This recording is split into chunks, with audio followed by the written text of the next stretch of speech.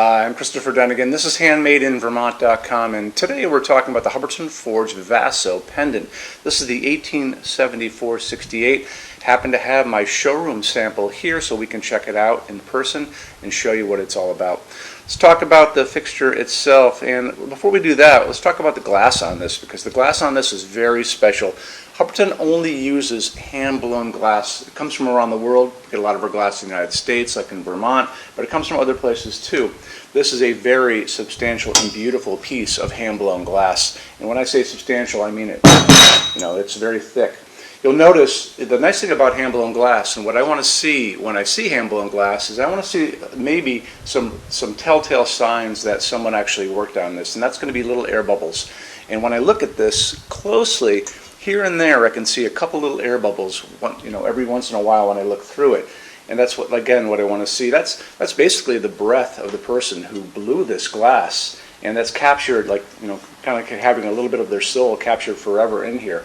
And after it's blown, they come back and they're going to cut this with a diamond saw and make it very flat on top. Really beautiful, and you can really see how substantial this is. This is a good opportunity for you to see the size of this too, because I think it can be a little misleading when you look at the picture of this. It looks like it would be a little smaller, but this is coming in the diameter of 10.9, and that's pretty large to me. So there we go.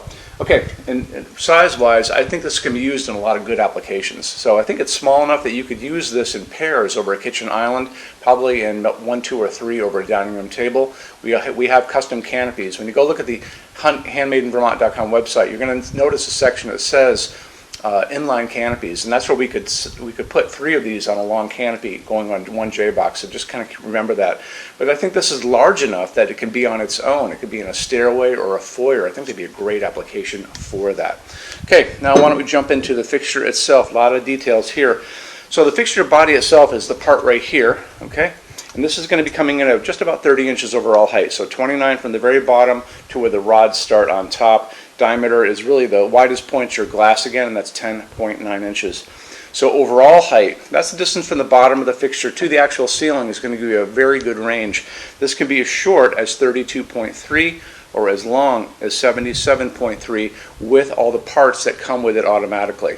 However, we can make this longer if need be. So this is going to ship with 10 feet of wire added to the fixture height itself. You just have to order some extra kits of pipes to get it longer than 77.3. It's a good idea. If you need it longer than 77.3, drop me a quick email. Tell me what you need, and I can help you figure out the kits and the pipes to get to where you need. If you need to go well beyond that, if you're coming down from like a 2 or 3 story ceiling, I can do that too. We do custom lengths all the time.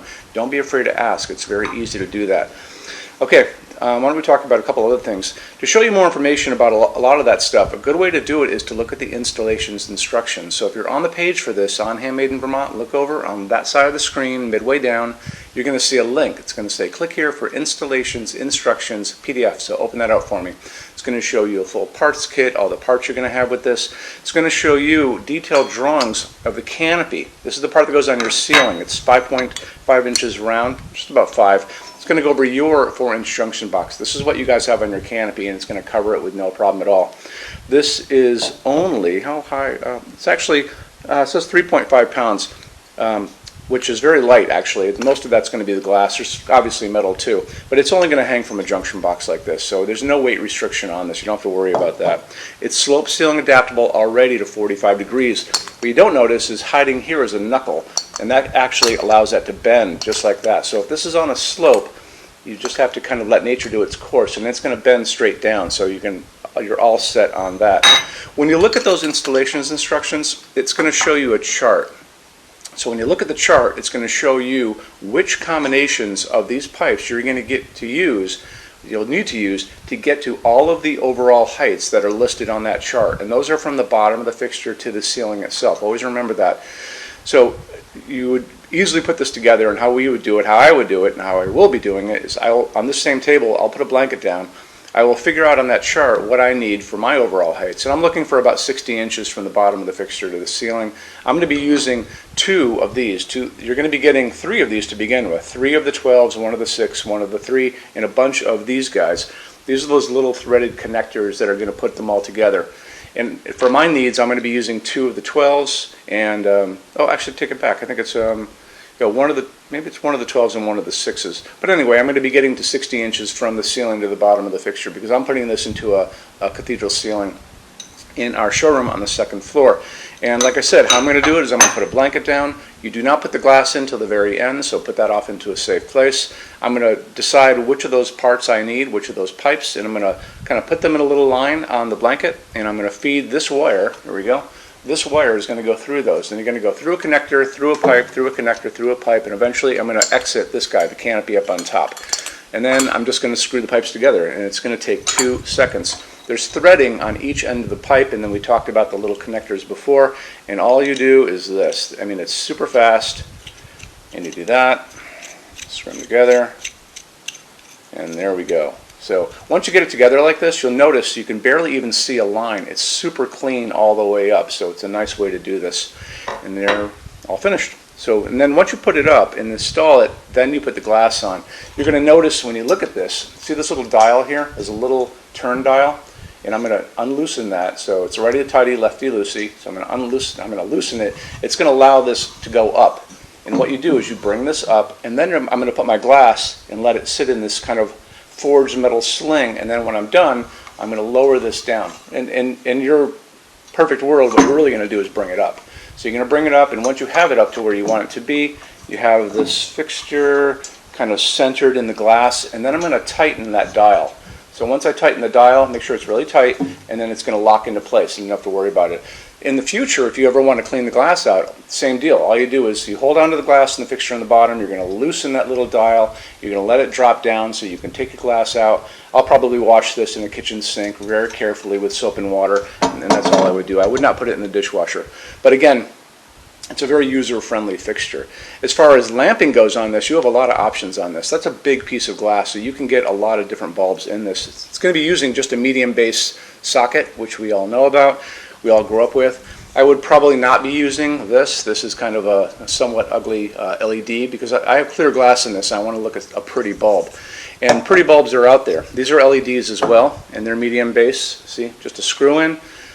And the recommended bulb basically to start off with, if you want to go incandescent, you can still do that up to 60 watts. But these are great LEDs, and I can get these all over the place. I can get them at dollar stores, Home Depot. I can get them at Amazon. My grocery store sells this. If mine does in Vermont, yours does where you are. These are phosphorus LEDs. The clear LEDs are kind of new, and I favor these over the old kind, and they're about the same price, so I would kind of gravitate toward these. These smaller ones, the A19s, you could also get them to in a way that they kind of look like a Thomas Edison bulb, but they have a little point on them, which could be kind of cool in here, but I don't think you need to because these are so good already. And A19 will fit fine. This is an A20. See how much larger it is? This actually is a 100-watt equivalent, but I have found this in a 150-watt equivalent. I've seen them in 200-watt equivalent out in the marketplace, probably on Amazon. These smaller ones that you can find more locally and easily, generally a 60-watt equivalent, 75-watt equivalent, and I've seen these at a 100-watt equivalent. So don't think you're not going to get a lot of light out of these. If you're putting this over a kitchen island and you want to get a lot of task lighting down on the counter, just like these lights are doing, that's kind of where I would want to go. I would probably want to put in a larger bulb with more lumens coming out of it, and then have a dimmer on the wall so I could dim it down, all the way down to where I have it almost like candlelight, because if I'm having people over for dinner and I want to get all the cooking out of the way and just put like cheese and wine out, then you can dim it down to make it really, really pretty. The color of this light coming out of these bulbs is always going to be important. We talk about that in all these videos. They're going to offer these to you in 2700 Kelvin out in the world. That's that super yellow light. But they're also going to offer these to you in daylight, and that's the one to look out for because that's the bluish white LED light a lot of people don't like. That's 4000 Kelvin on that Kelvin scale. What we like to use in our showroom is 3000 Kelvin. 3000 Kelvin is what's coming down on this table right now, and that's why this looks so good. It looks like it mimics the light of an incandescent bulb. That's that nice warmth. 3000 Kelvin is warm white, soft white. So just make sure when you're out scouting for bulbs, doesn't matter if it's in a store like Walmart or Home Depot or wherever, Ace Hardware, good local one, make sure you get the color of the light you need. Make sure it's a dimmable bulb. Let's get into metal finishes now. If you are on the HandmadeInVermont.com website, look over in the red tabs with the pictures in them over there. You're going to see a Finishes Help Guide tab. Open that up for me. It's going to be a video there of me talking to you guys about the differences in Hubbardton Forge finishes, how they can look on different types of forging. I'm going to be referencing a chart just down below, so scroll down a little bit. You're going to see a chart. You can click on that chart, so you can click on dark smoke, you can click on soft gold, doesn't matter. Big page will pop up showing you lots of different things in that finish. You can go back to the chart and you'll notice there's letters A's on them, letter B's on some of those things, and that's going to be showing you this range of variants that you can expect to see on different translucent finishes, but I'll talk about all of that in the video, okay? Okay, showroom. Our showroom in Vermont has over 400 Hubbardton Forge fixtures. This is the biggest showroom in the world of Hubbardton Forge. No other showroom is like this. Hubbardton Forge doesn't even have their own showroom. They use this one. What's on display? We have a great tab on that. And those same red tabs, you're going to see a What's on Display page. So open that up. It's going to show you everything we have on display, and including which finish, which shade, all of those things, and what kind of glass it's on there. We're open every day except Sunday, 11 to 6. I'm here every day except Sunday from 10 a.m. to 6 p.m. Eastern Time. We also have an amazing clearance center. Clearance center stuff is 75% off MSRP. It's returns, discontinued stuff, showroom samples. You have to come here to use it. Can't call us or email us about it, but it's definitely worth coming in to look at if you're in Vermont. Plus you want to use the showroom anyway because there's just so much great stuff here to see. Our number in Vermont, 802-446-2400. You can email us 7 days a week, 24 hours a day. Love to answer emails, and it's sales@HandmadeInVermont.com.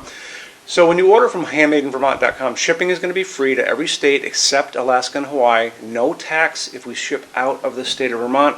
And we're the only dealer with 90-day returns, no restocking fee. Nobody else does that. Some larger items are going to be non-returnable. It's going to be really important that you are looking at the fixture on that page and kind of scroll down under the description. It'll tell you if that is the case. And that's usually for really big, giant, huge fixtures, mostly that go out on pallets. Okay, that's it. Rush program. Let's talk about that. So rush program, Hubbardton Forge generally takes about 3 to 4 weeks to go out the door. That's production time before your transit time. You always have to add that on too. We offer a rush program that takes you from that 3 to 4 weeks down to a little under 2 weeks. It's a very small addition per line item. So if you have like 1, 2, 3 items, like let's say 3 or 4 outdoor sconces, and they're all the same size and they're all the same finish, that's one line item. So it's very inexpensive to rush those kind of things. Don't be afraid to email us and ask about that. Okay, so that's really it. If you guys have any other questions, let us know. We would love to see you in our showroom sometime. And thanks for stopping in.